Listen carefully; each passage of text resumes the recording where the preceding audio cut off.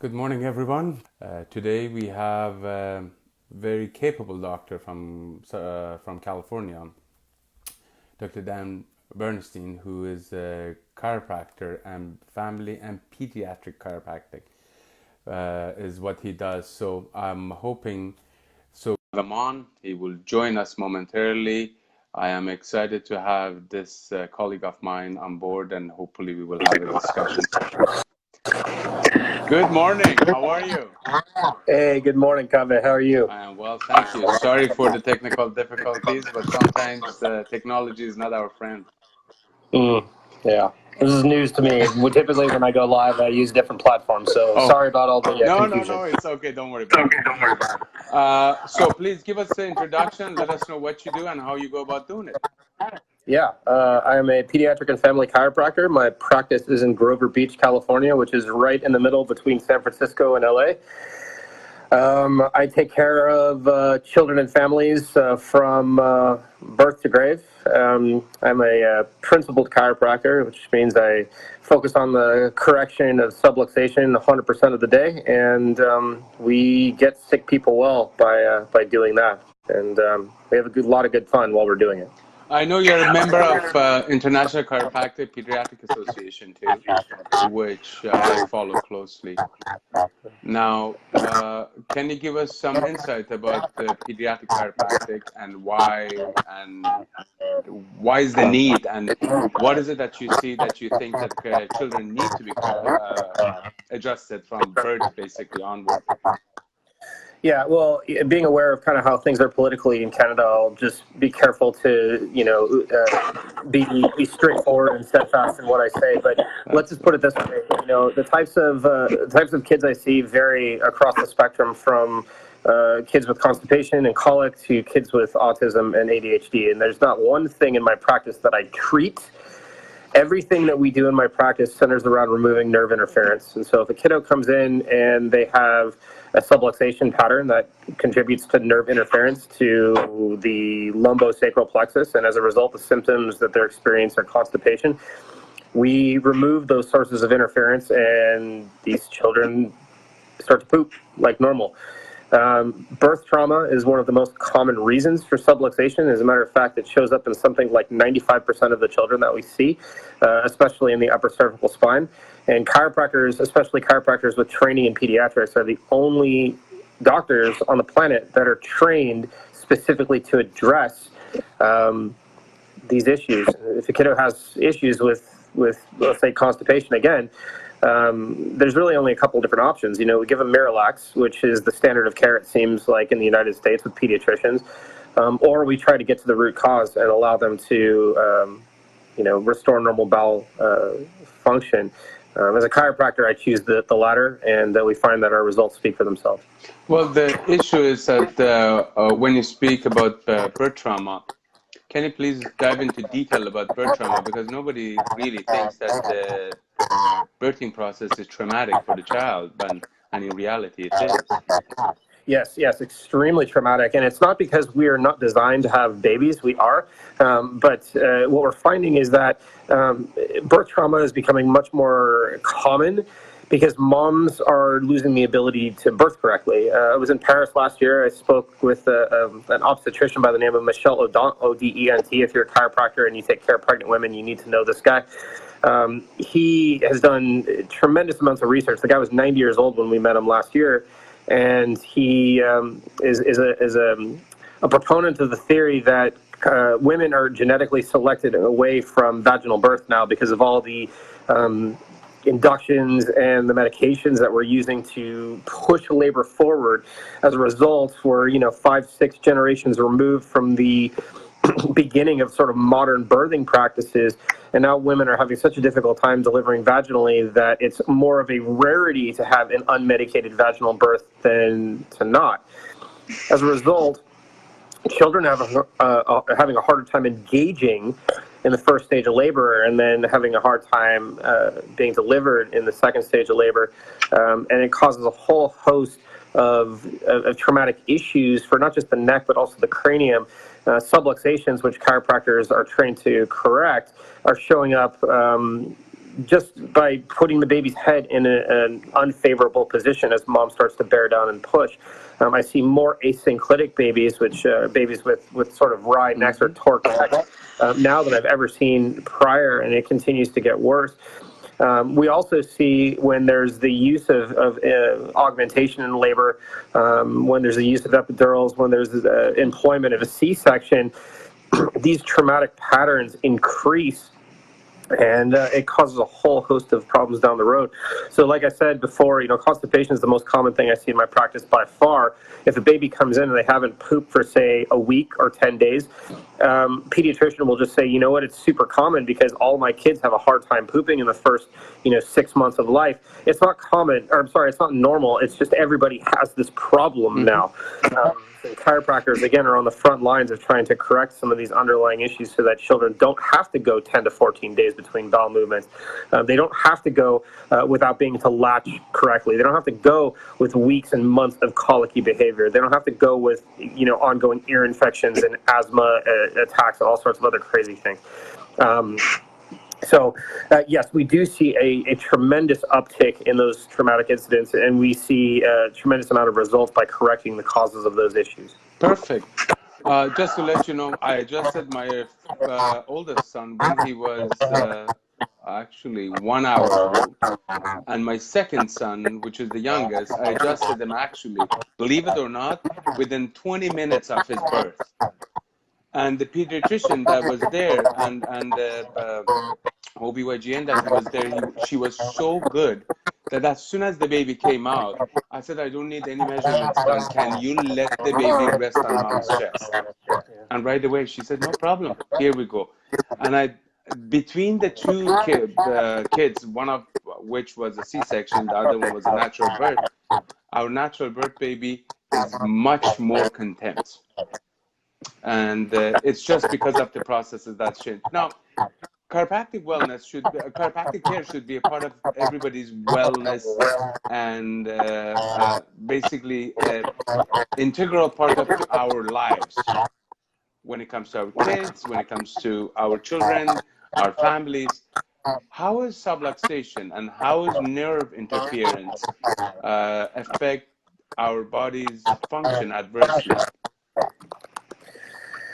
Well, subluxation is, for all intents and purposes, it's something that's not aligned correctly or not moving correctly in the spine. Chiropractors know this stuff, but the general public doesn't. And the reason the general public doesn't know this stuff is because there isn't really a medication, something sexy that you can do to address a subluxation. The only thing you can do to fix a subluxation is to have a specific adjustment to the spine. But subluxations have tremendous amount of neurological consequences, and it's not just a matter of a subluxation pinching a nerve, although that's the classical definition of subluxation. Subluxations, for all intents and purposes, cause a host of upstream neurological issues, starting with the real basic idea that our brains crave symmetry. Our brains crave symmetry, which means we have to be able to keep our heads level, we have to keep our eyes level on the horizon, we need to be able to stand up straight and resist gravity correctly, because all of that is fuel for our brains. When a subluxation occurs, especially at the upper part of the neck, our ability to be able to perceive our reality, our environment, and specifically the ground is compromised. Meaning we have to, let's say, for example, we're walking around like this because we have a subluxation in our neck. We have to tilt the rest of our spines over so that we don't completely fall to the ground. Over time, that plays, it creates a tremendous amount of stress on the parts of the brain that perceive reality. And as that sort of manifests over weeks and months and years, those parts of the brain start to shut down. We call this disafferentation, and disafferentation is a phenomenon that's been published for almost 2 decades, which looks at how it affects the autonomic nervous system. Specifically, it can compromise the way that your sympathetic and parasympathetic nervous systems balance each other out. You need to have good balance between your gas pedal and your brake pedal. You need to have good balance between how well you adapt to stress and how well you heal from injury.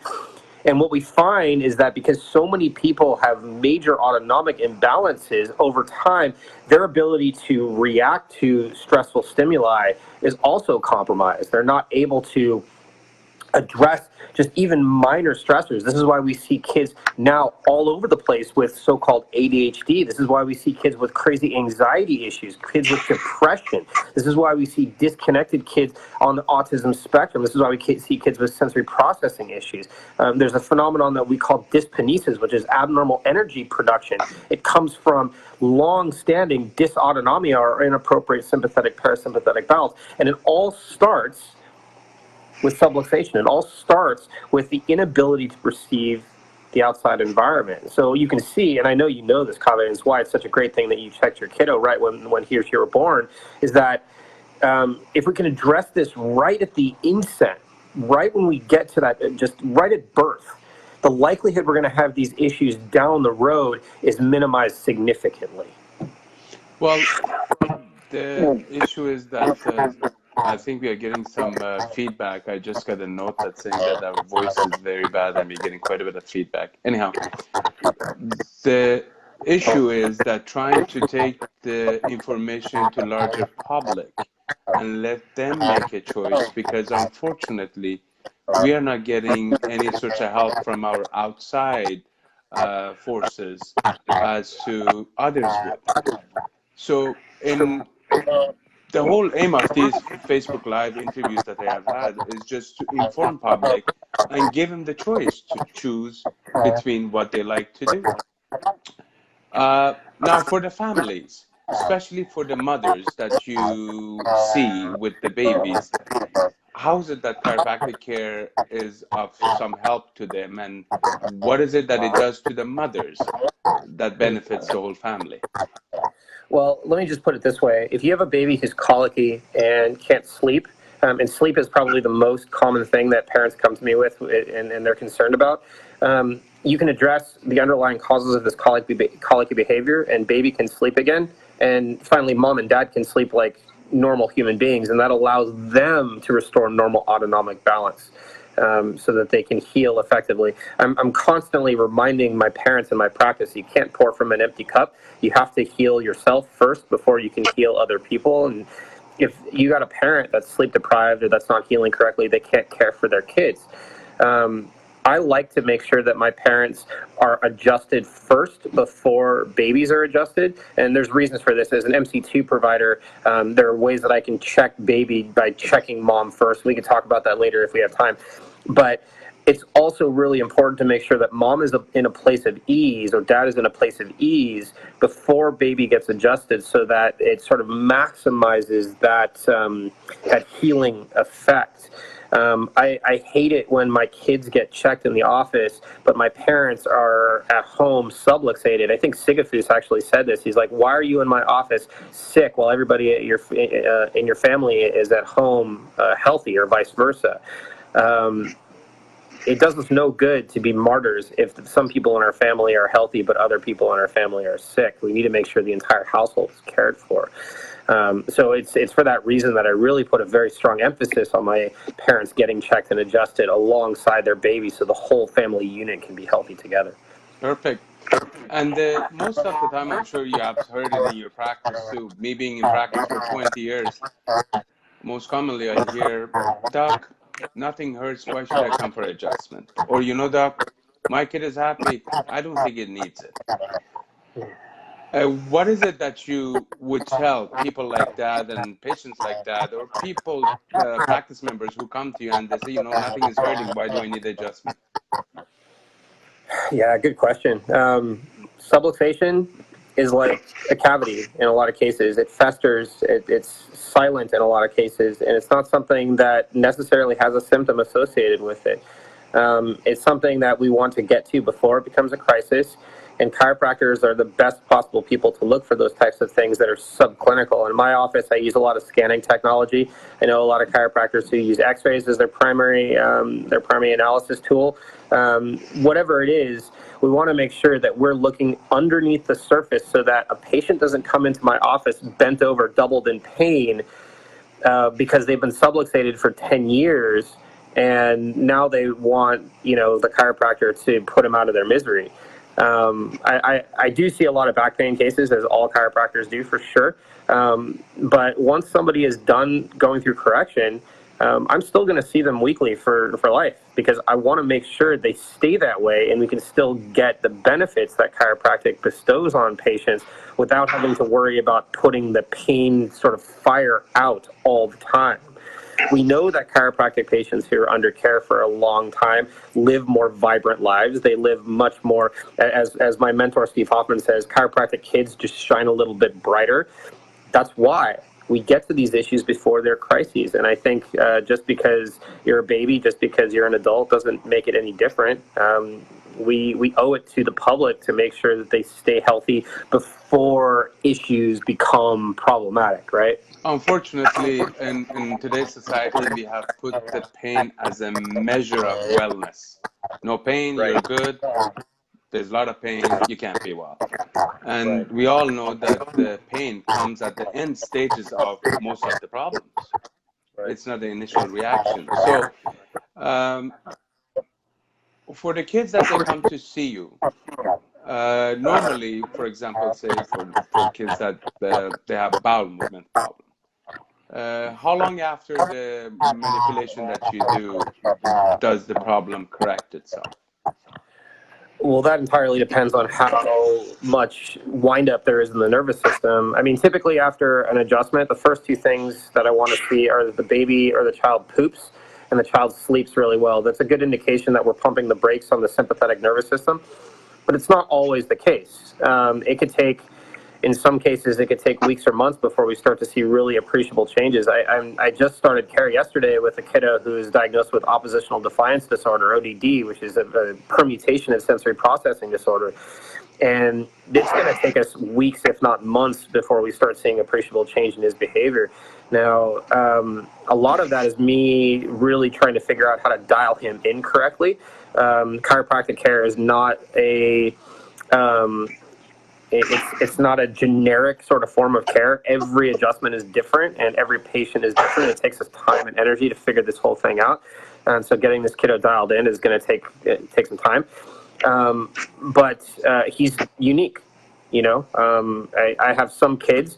I've had cases in the past, even with things like bedwetting, where 1-2 adjustments and the kid never wets the bed again.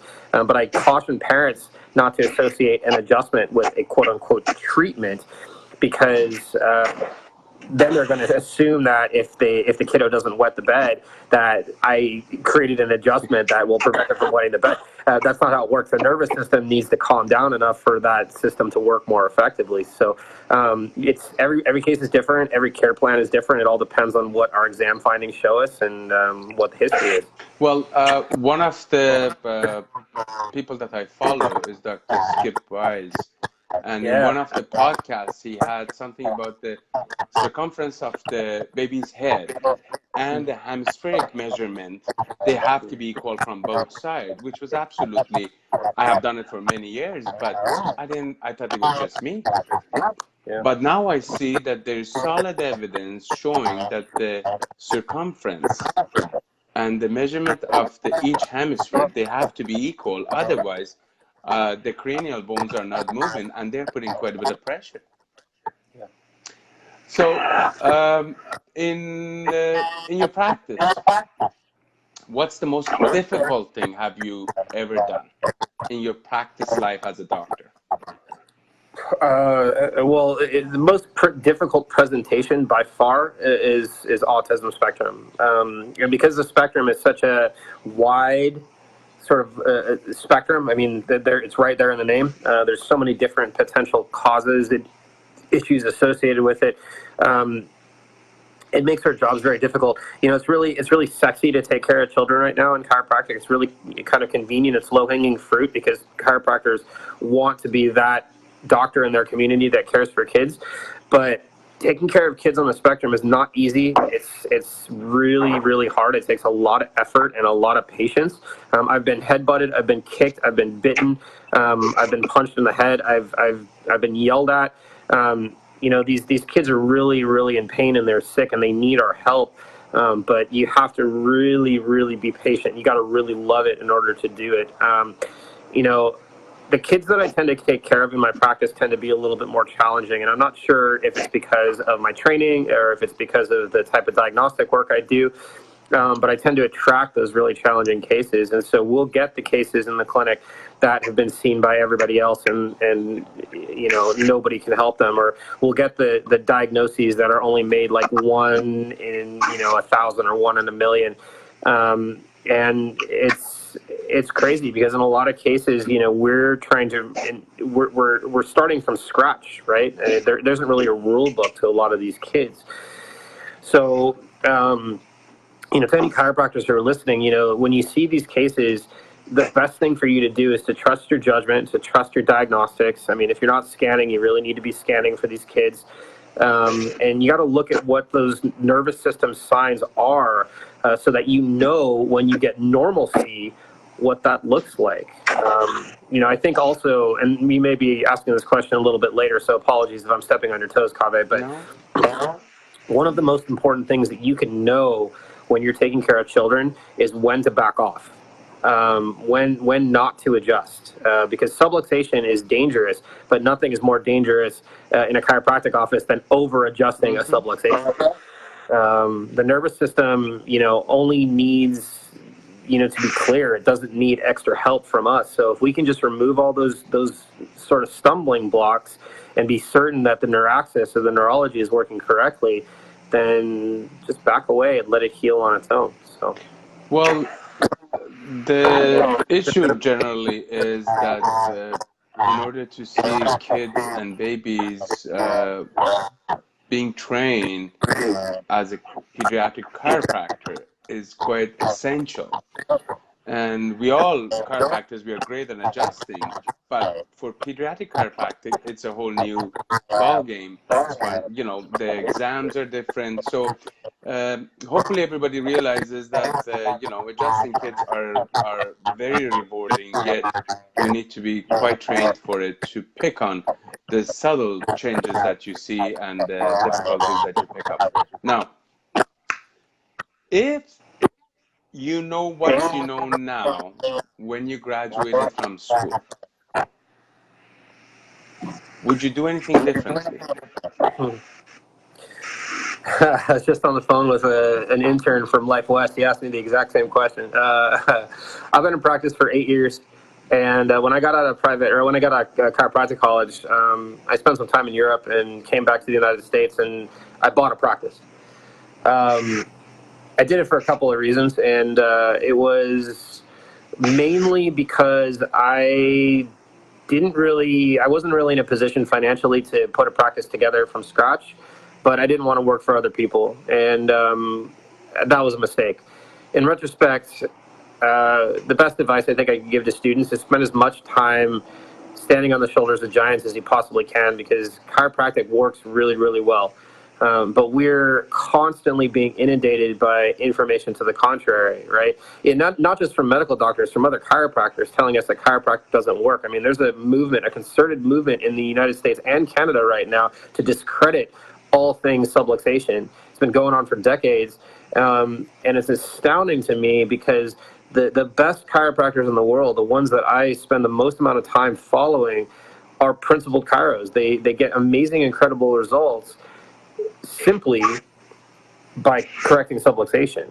And so if you spend time around these chiros and you see what we see, you can't unlearn any of that, right? I mean, the first time I ever saw a kid being adjusted, I'd never been exposed to it before. I was in practice by the first time I saw a kid being adjusted. And I talked to the parents, and I remember this vividly. The parents had this kiddo who had been constipated, was not pooping for 14 days at a time. And within, 2 adjustments, bowel movements were back, in control. And they're saying chiropractic saved my son's life. So you can't minimize that. You can't sort of forget any of that stuff. And I think if more of us really saw that and we spent more time around chiros who see this stuff on a regular basis, we wouldn't spend so much time fighting with each other, and we'd spend more time helping sick people get well. And uniting. Correct. Well, you know what's funny? That Dr. Skip says it in one of his podcasts too. And it was the exact same thing. The moment I adjusted my own son, that moment, the paradigm of chiropractic changed for me. I knew I wanted to adjust kids, so I went and I got trained for it. I basically tried to study as much as I could about pediatric chiropractic, and it absolutely changed my life. It changed my son's life, and it changed a whole lot of practice members' life. Right. So,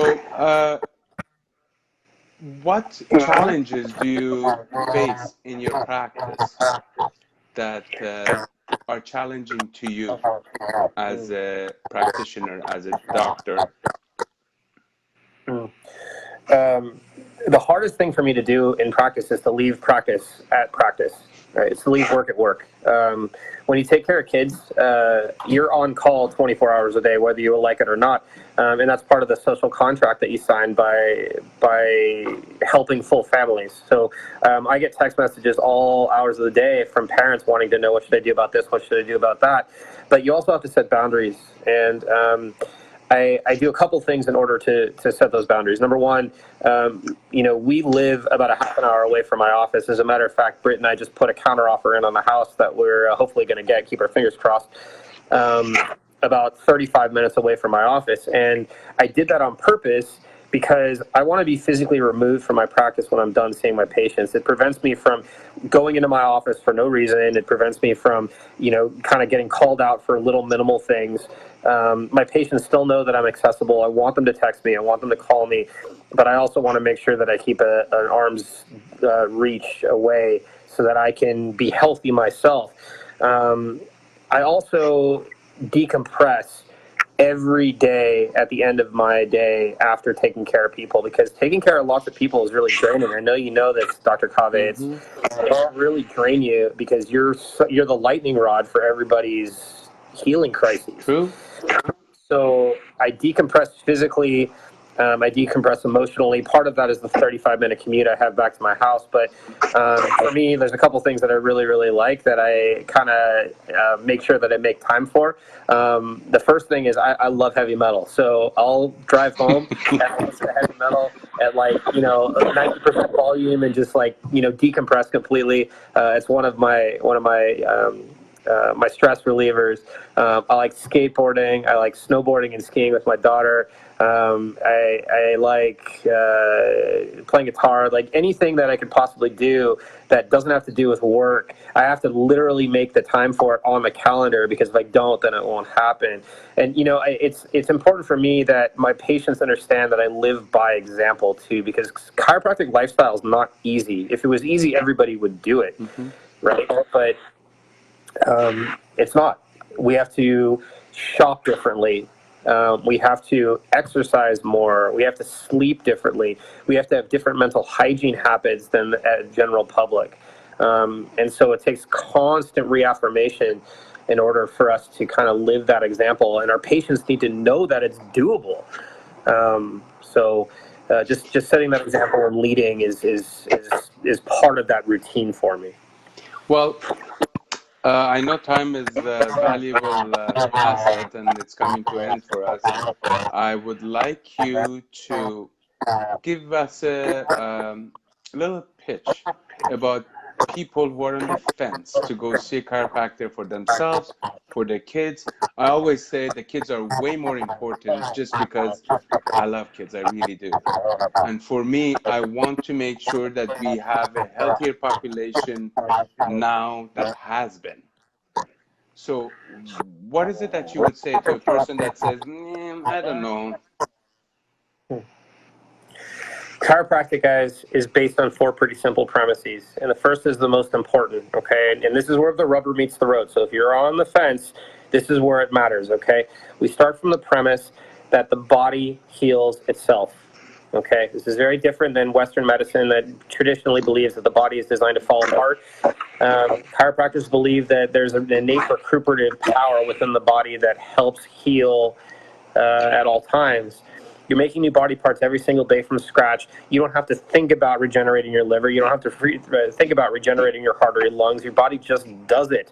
The system in your body that helps control all of this is your nervous system. And as long as your brain, the computer, helps to communicate effectively to all your cells and organs and muscles and joints and nooks and crannies, then those are all going to do their job, which again is to heal correctly. This is normal. This is what we want. As Dr. Cave and I talked about before, though, common and normal are not the same. They're more often than not, patients are having a hard time with these healing issues, and they're in crisis. When the nervous system cannot communicate to the body parts, the cells and organs and muscles and joints and nooks and crannies, then they all kind of do their own thing. And over time, that leads to dysfunction and disease. The chiropractor's job is really simple, guys. All it is the chiropractor is just to be the sheriff. We restore law and order with the nervous system and allow the body to heal on its own. And if that doesn't make sense to you guys, I don't know what will. It's the easiest possible solution to most healing crises, because the doctor within you is infinitely smarter than any of the doctors that you're ever going to see outside of you, including me, including Dr. Cave. So I hope that helps you guys come to the conclusion that chiropractic is a good fit for you. I hope you go find your chiropractor, and please get your kids checked by all means, please. Dr. Dan, I salute you for the interview, for the time that you dedicated for us. I salute you for dedicating to your life to treating kids and family. It was a very informative interview. Thank you. I appreciate everyone for watching. Hopefully, we will have a chat sometime again. Take care. Have a great day.